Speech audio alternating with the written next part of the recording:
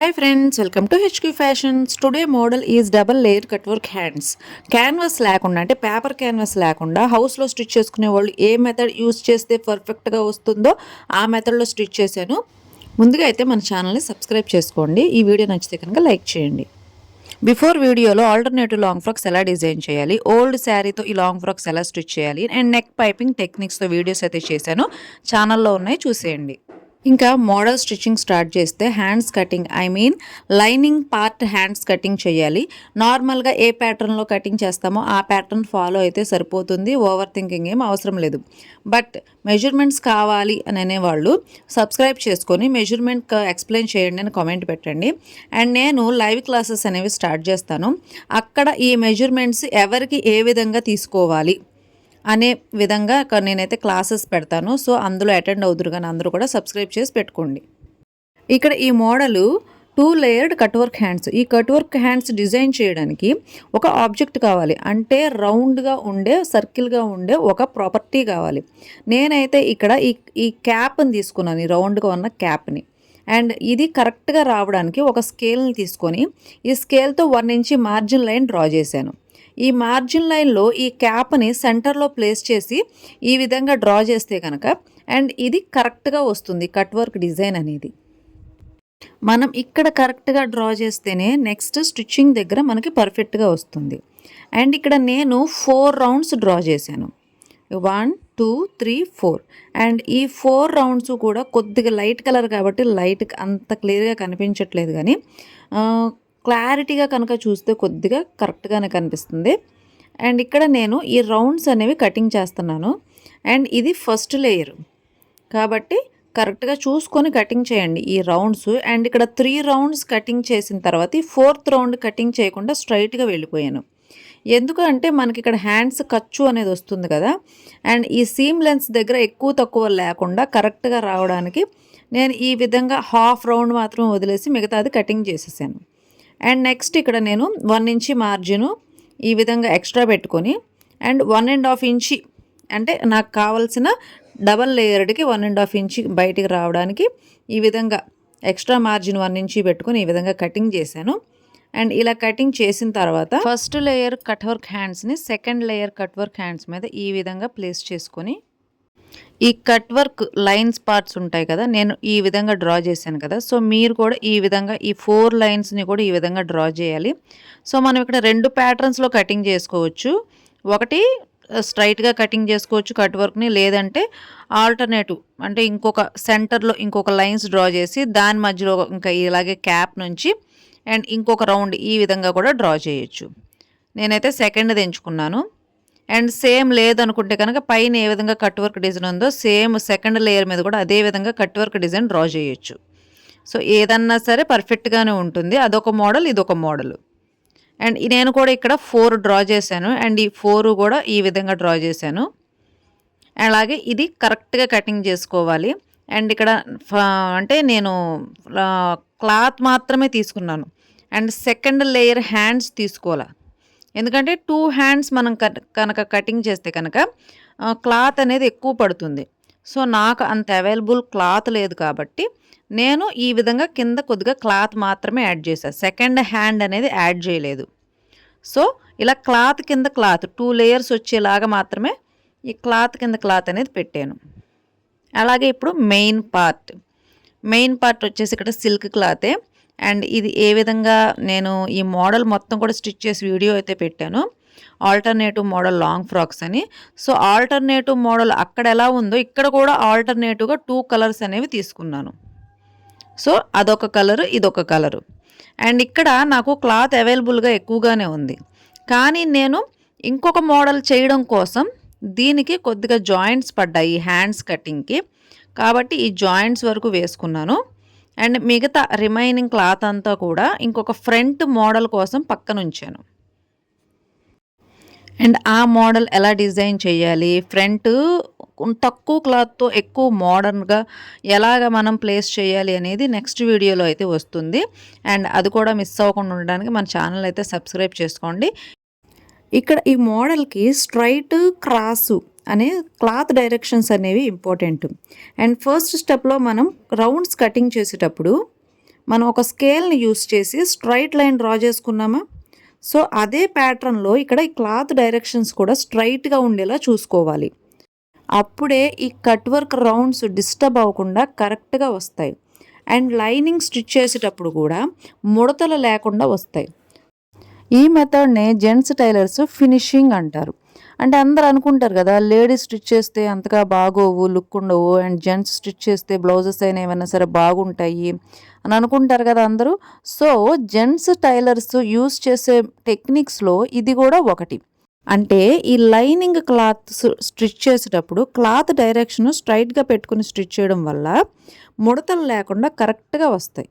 ఈ lining stitching పర్ఫెక్ట్గా ముడతలు లేకుండా వస్తే అండ్ నెక్స్ట్ బ్లౌజెస్, డ్రెస్సెస్ మీరు ఏవి స్టిచ్ చేసినా సరే అందులో ఉండే మోడల్ కరెక్ట్గా ఎలివేట్ అవుతుందన్నమాట. మీరు సింపుల్ మోడల్ పెట్టినా సరే ఈ మెయిన్ పార్ట్స్ అంటే ఈ లైనింగ్ పార్ట్స్ ముడతలు లేకుండా కరెక్ట్గా ఉండడం వల్ల మోడల్ కరెక్ట్గా ఎలివేట్ అవ్వడం వల్ల లుక్, ఫినిషింగ్ అదిరిపోద్ది. ఓకేనా? ఇదే జెంట్స్ వాడే టిప్, అంటే వాళ్ళు వాడే ట్రిక్స్లో ఇది కూడా ఒకటనమాట. సో అందుకనే వాళ్ళకి అమౌంట్ కూడా ఎక్కువ ఇస్తారు. అండ్ మీరు ఒక లైనింగ్ బ్లౌజో ఒక ఫ్రాకో స్టిచ్ చేస్తే ఎంత ఇస్తారు? 150 ఆర్ 500 అంతే కదా. అదే వాళ్ళు ఈ లాంగ్ ఫ్రాక్కి 2000 ఛార్జ్ చేస్తారు. అదే ఒక బ్లౌజ్ అయితే 350 నుంచి 500 వరకు ఛార్జ్ చేస్తారు. మరి ఎందుకని వాళ్ళకి ఎక్కువ ఇస్తున్నారు? మరి ఇవన్నీ మీరు కూడా చూసుకోవాలి కదా. సో ఇలాంటివన్నీ మీకు కావాలంటే కానీ మన ఛానల్ని సబ్స్క్రైబ్ చేసుకోండి. ఒకవేళ ఇలా ముడతలు వస్తే ఏం చేయాలంటే ఇదిగోండి, ఇక్కడ నుంచి ఇక్కడ వరకు ముడత వచ్చింది కాబట్టి ఇక్కడ నుంచి ఇక్కడ వరకు ఓపెన్ చేస్తే ఆ ముడతను కొద్దిగా ఇలాగ స్ట్రైట్ చేసుకుని కనుక ఇలా పైనుంచి కుడితే దీన్ని ఈ ముడత కూడా ఇట్లా కవర్ అయిపోతుంది అనమాట. సో ఇలాంటి టెక్నిక్స్, ట్రిక్స్ ఇలాంటివన్నీ కూడా మనం లైవ్లోకి వచ్చి డిస్కస్ చేసుకుందాం. మీకు లైవ్లోనే, అంటే ఏ చీటింగు లేదని మీరు అనుకోవాలి కదా. సో లైవ్లోనే మీకు అన్నీ కూడా క్లియర్గా ఎక్స్ప్లెయిన్ ఏదైనా చేస్తాను. ఓకేనా? అండ్ ఇక్కడ నేను లైనింగ్ పార్ట్స్ ఎక్స్ట్రా ఎందుకు ఉంచుకుంటారు, ఇది కూడా బిఫోర్ వీడియోలో అయితే అడిగాను. ఎక్స్ట్రా ఎందుకు ఉంచుకుంటారంటే మనకి ఒకవేళ ఒక్క పాయింట్ మెజర్మెంట్ కూడా రాంగ్ రాకుండా స్ట్రైట్ క్రాసు క్లాత్ అనేది అటు ఇటు వెళ్ళకుండా ఇలాగ ఒక 1/2 ఇంచ్ క్లాత్ అనేది ఎక్స్ట్రా ఉంచుకుంటారు. అలా ఎక్స్ట్రా ఉంచుకోవడం వల్ల కొద్దిగా అటు ఇటు అయినా సరే స్ట్రైట్ క్లాత్ కరెక్ట్గా పెట్టుకొని ఆ ఎక్స్ట్రా ఉన్న క్లాత్ని సెకండ్ టైం కట్ చేస్తారు. సో ఒక్క లైనింగ్ పార్ట్ దగ్గరే ఇంత అంటే ఇంత మ్యాటర్ ఉంది, అంటే ఇంత లాజిక్ ఉంది. సో ఇవన్నీ కూడా మీరు తెలుసుకోవాలి. సో అప్పుడే మీరు కూడా కరెక్ట్గా స్టిచ్ చేయగలుగుతారు. ఏమీ తెలియకుండా చిటికలో చేసేయచ్చు, 1 అవర్లో చేసేయచ్చు, లేదంటే ఒక వీడియోస్ చూస్తే చాలు, అది కాదంటే 1 మంత్ క్లాసెస్ తీసుకుంటే చాలు అని నేనైతే మాత్రం చెప్పను. సో ఏదన్నా సరే ప్రాక్టీస్, సరైన ప్రాక్టీస్ ఉండాలి, సరైన గైడ్లైన్స్ కూడా ఉండాలి. అవేమీ లేకుండా ఈజీగా వచ్చేస్తే అందరూ స్టిచ్ చేసేస్తారు కదండి. కానీ అందరూ మరి ఎంతవరకు పర్ఫెక్ట్గా వస్తున్నారు అది కూడా మీరు ఆలోచించాలి. అండ్ ఇక్కడ నేను షిమ్మర్ క్లాత్ స్టిచ్ చేస్తున్నాను కాబట్టి ఇక్కడ నేను ఈ పేపర్ అనేది యూస్ చేస్తున్నా. షిమ్మర్ క్లాత్ మీద స్టిచ్చింగ్ డైరెక్ట్గా పడదు, సో అందుకని ఇక్కడ పేపర్ యూస్ చేయాలి. అండ్ ఆఫ్టర్ స్టిచ్చింగ్ దీన్ని రిమూవ్ చేయాలి. అండ్ ఇక్కడ నేను జాయింట్ చేస్తున్నాను కాబట్టి 2 స్టిచ్చెస్ వేసిన తర్వాత దీన్ని ఇలా రిమూవ్ చేశాను. సో ఇది ఈ టెక్నిక్ కూడా ఈ పర్ఫెక్ట్ అయిన టెక్నిక్. ఇది ఓన్లీ షిమ్మర్ క్లాత్లకే వాడాలి టెక్నిక్. అండ్ నార్మల్ వాటికి ఈ టెక్నిక్ అనేది అవసరం ఉండదు. షిమ్మర్ క్లాత్ మీద స్టిచ్ పడినప్పుడు లైనింగ్ ఎలా స్టిచ్ చేయాలి అనే డౌట్ మీకు వస్తే కనుక లైనింగ్ సైడ్ నుంచి స్టిచ్ చేయాలి. అంటే ఇప్పుడు రెండు వైపులా కూడా షిమ్మర్ క్లాత్ కాబట్టి నేను దీనికి పేపర్ యూజ్ చేశాను. బట్ వన్ సైడ్ లైనింగ్ ఉంటే కనుక లైనింగ్ వైపు నుంచి స్టిచ్ చేస్తే స్టిచ్చింగ్ కరెక్ట్గా పడుతుంది. సో దీనికి అవుట్ సైడ్ ఇగోండి నేను కట్ చేసుకొని పెట్టుకున్నాను కదా, దాన్ని ఇలా అవుట్ లైన్ మొత్తం కూడా ఈ విధంగా అయితే స్టిచ్ చేశాను. ఎటువైపు నుంచి? లైనింగ్ సైడ్ నుంచి స్టిచ్ చేసుకోవాలి. సో దీని అవుట్ లైన్ మొత్తం కూడా కరెక్ట్గా ఈవెన్గా కట్ చేసుకోవాలి. అండ్ ఇలా అవుట్ లైన్ కట్ చేసేటప్పుడు కూడా ఫస్ట్ మనం మెయిన్ పార్ట్ అంటే లైనింగ్ పార్ట్ కట్ చేసేటప్పుడు ఎంత పర్ఫెక్ట్గా అయితే కటింగ్ చేస్తామో అండ్ ఈ లైనింగ్ పార్ట్ ఆఫ్టర్ స్టిచ్చింగ్ ఈ మెయిన్ పార్ట్ కటింగ్ చేసిన తర్వాత కటింగ్ చేసేటప్పుడు ఇది కూడా అంతే పర్ఫెక్ట్గా కటింగ్ చేయాలి. అంటే ఎలా పడితే అలాగా కొద్ది కొద్దిగా పావించి హాఫ్ ఇంచి ఎక్స్ట్రా ఉంచేస్తూ అలాగైతే కటింగ్ చేయకూడదు. చిన్న పాయింట్ కూడా అండ్ ఈవెన్ ప్రతి ఒక్కటి పావించి క్లాత్ ఎక్స్ట్రా ఉన్నా సరే దాన్ని కటింగ్ చేసి తీసేసేయాలి. అప్పుడే మీకు stitching cutting after first cutting, తర్వాత లైనింగ్ అటాచ్మెంట్ తర్వాత మళ్ళీ కటింగ్. ఆ కటింగ్ పర్ఫెక్ట్గా ఉంటేనే ఈ 3 స్టెప్స్ కరెక్ట్గా పడితేనే నెక్స్ట్ కరెక్ట్గా వస్తుంది. అండ్ ఇక్కడ క్లాత్ డైరెక్షన్స్ అనేవి ఎక్స్ప్లెయిన్ చేస్తానన్నాను కదా, సో ఇవే క్లాత్ డైరెక్షన్స్. స్ట్రైట్వి, క్రాస్ సాగట్లేదు చూసారా. అండ్ చూడండి 5 ఇంచెస్ క్లాత్ తీసుకున్నాను, ఇక్కడ నుంచి ఇక్కడ వరకు పట్టుకుంటే కొద్దిగా కూడా సాగట్లేదు. అండ్ ఇక్కడ క్రాస్, ఇది క్రాసు, ఈ క్రాస్ డైరెక్షన్ చూడండి ఇలాగా చూసారా, 1 ఇంచి 1.5 ఇంచి వరకు సాగింది 5 ఇంచెస్ క్లాత్, కనిపిస్తుందా. సో ఇదే క్లాత్ సాగడం అంటే ఇదే. సో ఈ స్ట్రైట్ క్లాత్ అన్నిటికీ రౌండ్స్ కానీ ఇంకా అంటే మనం రౌండ్ నెక్ స్టిచ్ చేసేటప్పుడు కానీ అండ్ ఏదైనా మోడల్ స్టిచ్ చేసేటప్పుడు కానీ ఇవన్నీ కూడా ఈ స్ట్రైట్ క్లాత్ కనుక తీసుకొని మనం పైపింగ్స్ రెడీ చేస్తే కరెక్ట్గా రావు. సో వీటిని క్రాస్ డైరెక్షన్స్లో మనం కట్ చేసి తీసుకుంటేనే కనుక మనకి ఏ మోడల్ కావాలంటే ఆ మోడల్ స్టిచ్చింగ్ చేసుకోవచ్చు పైపింగ్స్తో. సో ఇక్కడ 1.5 ఇంచి క్లాత్ అయితే నేను తీసుకున్నాను. అండ్ ఇవన్నీ కూడా నేను స్టిచ్చింగ్ అంటే ఒక క్లాత్ లాంగ్ క్లాత్ లాగా జాయింట్స్ వేసేసాను.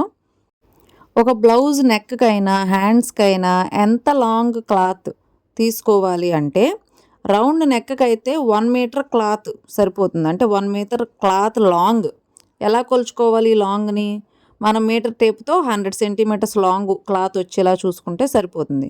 లేదు హ్యాండ్స్కి అనుకోండి హాఫ్ మీటర్ అయితే కనుక సరిపోతుంది. ఇగోండి ఈ విధంగా పట్టుకొని ఇలా హాఫ్ మీటర్ నేను చూసారు ఎలాగా కొలిచానో, సో ఆ విధంగా హాఫ్ మీటర్ ఉంటే కనుక సరిపోతుంది. ఇక్కడ అందరూ చేసే మిస్టేక్ ఏంటంటే ఈ థ్రెడ్ని ఈ విధంగా పెట్టేసి అండ్ ఈ క్లాత్ని నీడిల్ కింద పెట్టేసి స్టిచ్ చేసేస్తూ ఉంటారు. కానీ దానివల్ల ఏమవుతుంది అంటే వన్ స్టిచ్చింగ్ అయ్యేలోపు మిడిల్లో ఈ థ్రెడ్ ఏమవుతుంది అంటే కొద్దిగా మనం థ్రెడ్ని లాగి పట్టుకున్నప్పుడు ఇలా బయటకు వచ్చేస్తుంది. ఇది చాలామందికి రిపీట్ అవుతూ ఉంటుంది. సో ఇలా రాకుండా ఉండాలి అంటే ఏం చేయాలంటే ఇగోండి ఈ థ్రెడ్ని కొద్దిగా ఎక్కువగా ఒక హాఫ్ ఇంచి ఇలా పెట్టుకొని స్టిచ్చింగ్ వేసుకోవాలి ఒకటి. అలా స్టిచ్చింగ్ వేసుకున్న తర్వాత ఈ థ్రెడ్ని మనం ఇలాగ కొద్దిగా ఫ్రంట్కి లాగి పట్టుకోవాలని చెప్పాను కదా థ్రెడ్ని. అలా పట్టుకున్నప్పుడు ఈ స్టిచ్చింగ్ ఈ పైపింగ్ క్లాత్లో నుంచి థ్రెడ్ అనేది బయటికి రాదు. సో ఇది ఒక టెక్నిక్, పైపింగ్ వేసుకునే టెక్నిక్స్లో ఇది ఒక సింపుల్ టెక్నిక్. ఇది కూడా యూజ్ అవుతుంది, ఈ టెక్నిక్ కూడా ఫాలో అవ్వాలి. అండ్ నెక్స్ట్ చూడండి క్రాస్ క్లాత్ కదా, ఈ క్లాత్ని లూజ్ ఇవ్వాలి, థ్రెడ్ని బయటికి లాగాలి.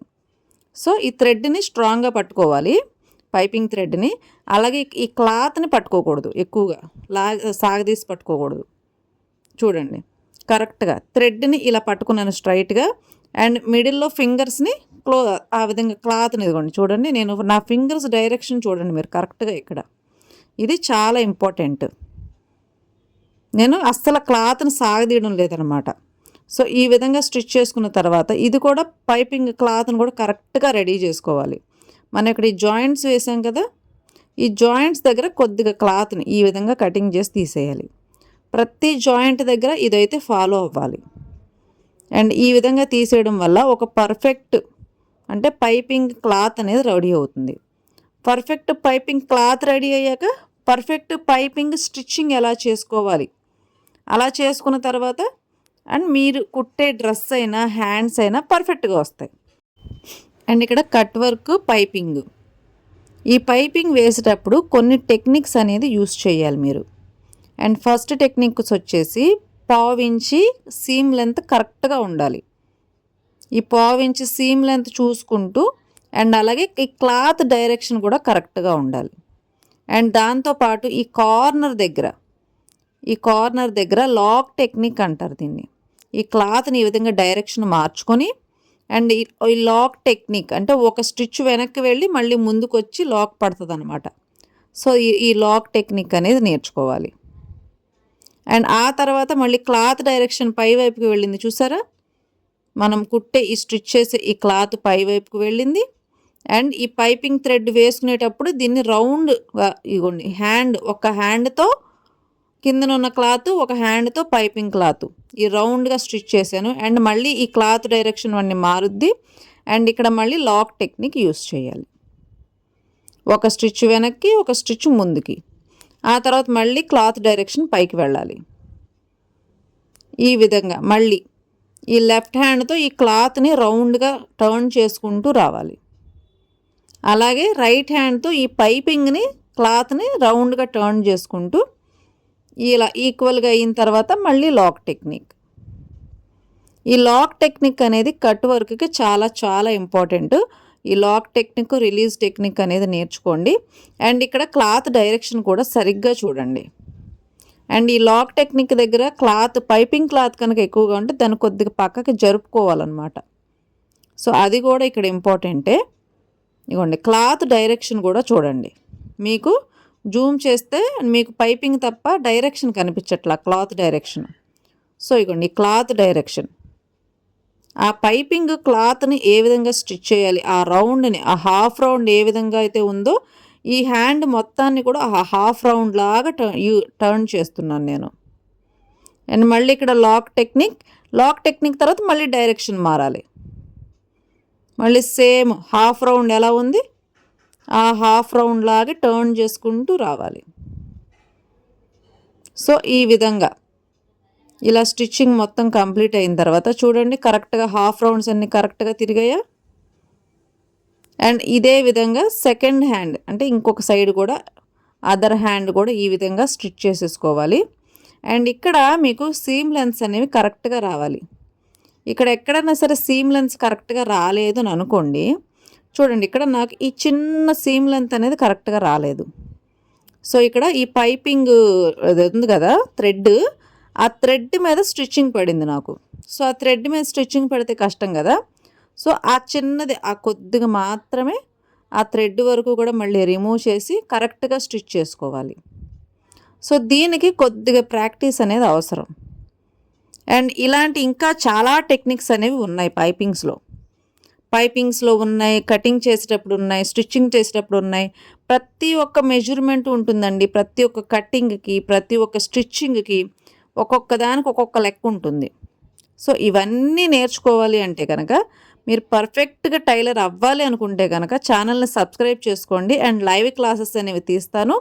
సో అక్కడ మీరు ప్రతిదీ కూడా లైవ్లో అయితే నేర్చుకుందరు. కానీ దీనికోసం మీరు 1 రూపీ కూడా పే చేయవలసిన అవసరం లేదు. జస్ట్ మీరు సబ్స్క్రైబ్ చేసుకోండి, పబ్లిక్ సబ్స్క్రైబర్స్ లిస్ట్లో యాడ్ అవ్వండి. అండ్ దాని తర్వాత మీరు ఏ కామెంట్ పెట్టినా సరే నేను ఆ కామెంట్కి తగ్గట్టుగా మీకు వీడియో అయితే ఎక్స్ప్లెయిన్ చేస్తాను. అండ్ మీరు పర్ఫెక్ట్ టైలర్ అవ్వడానికి మీరు ఏ విధంగా ప్రాక్టీస్ చేయాలో కూడా అన్ని వివరంగా చెప్తాను. అండ్ నెక్స్ట్ మనం పై దానికి ఏ విధంగా పైపింగ్ వేసాము, సేమ్ దీనికి కూడా అదే విధంగా పైపింగ్ క్లాత్ రెడీ చేసుకొని, అండ్ ఇది సిల్క్ క్లాత్ కాబట్టి మనం ఏ విధంగా పైపింగ్ స్టిచ్ చేయాలి అంటే మనం పైపింగ్ క్లాత్ ఏ విధంగా రెడీ చేయాలంటే డబల్ ఫోల్డింగ్ మెథడ్లోనే రెడీ చేయాలి. అంటే 2 ఫోల్డింగ్స్ వేయడం వల్ల లోపల ఉన్న థ్రెడ్ బయటికి కనబడదు. సో ఇది కూడా డబల్ ఫోల్డింగ్ టెక్నిక్లో ఇది ఒక బెనిఫిట్ అనమాట. సో ఇలాగ రెడీ చేసిన తర్వాత సేమ్ మనం ఫస్ట్ లేయర్కి ఏ విధంగా రెడీ చేసామో ఈ సెకండ్ లేయర్కి కూడా ఇదే విధంగా రెడీ చేయాలి. అండ్ ఇలా 2 లేయర్స్ 1 స్టిచ్ వేసిన తర్వాత అండ్ కింద లేయర్ ఫస్ట్ స్టిచ్చింగ్ వేసేసుకోవాలి, పై లేయర్ తర్వాత స్టిచ్చింగ్ వేయాలి. సో ఈ కింద లేయర్ స్టిచ్ వేసేటప్పుడు ఇక్కడ నేను రిలీజ్ టెక్నిక్ అనేది వాడుతున్నాను. ఈ రిలీజ్ టెక్నిక్ చాలా చాలా ఇంపార్టెంట్ అండి. అందరూ కూడా దీన్ని యూస్ చేయరు. ఈ రిలీజ్ టెక్నిక్ అంటే ఏంటంటే, మనం లాక్ టెక్నిక్ దగ్గర లాక్ చేసాం కదా, అక్కడ కటింగ్ చేయాలి. ఆ కటింగ్ చేసిన తర్వాత ఈ హాఫ్ రౌండ్స్ ఉన్నాయి కదా, ఈ రౌండ్ సర్కిల్స్ అక్కడ బయటికి ఓపెన్ చేయాలి, అంటే బయటికి లాగాలి. బయటికి పుల్ చేసుకుంటూ ఆ క్లాత్ మొత్తాన్ని కూడా నీట్గా స్లోగా స్టిచ్ చేసుకుంటూ రావాలి. అంటే ఈ రౌండ్ మొత్తాన్ని కూడా బయట వైపుకి ఓపెన్ చేస్తూ స్టిచ్ చేసుకోవాలి. అది సెపరేట్గా ఆ థ్రెడ్ ఉన్న చోట మాత్రమే పట్టుకొని చక్కగా మీ ఫింగర్స్తో ఓపెన్ చేసుకుంటూ స్టిచ్ చేయాలి. దాన్నే రిలీజ్ టెక్నిక్ అంటారు. అండ్ ఈ లాక్ టెక్నిక్, రిలీజ్ టెక్నిక్ ఇవి 2 కూడా బాగా యూజ్ అవుతాయి కట్ వర్క్ మోడల్‌కి. అండ్ ఈ కట్ వర్క్, ఈ రిలీజ్ టెక్నిక్, లాక్ టెక్నిక్ ఈ 2 వస్తే చాలండి మీరు ఏ మోడల్ అయినా సరే స్టిచ్ చేయగలుగుతారు. ఇది మాత్రం చాలా చాలా ఇంపార్టెంట్. ఇదిగోండి. మీకు అర్థం కావడం కోసం కొద్దిగా జూమ్ చేశాను. ఇలా ఓపెన్ చేయాలి ఈ థ్రెడ్ పార్ట్‌ని. ఇలా ఓపెన్ చేయడం వల్ల ఆ రౌండ్స్ అన్నీ కూడా కరెక్ట్‌గా ఓపెన్ అవుతాయి.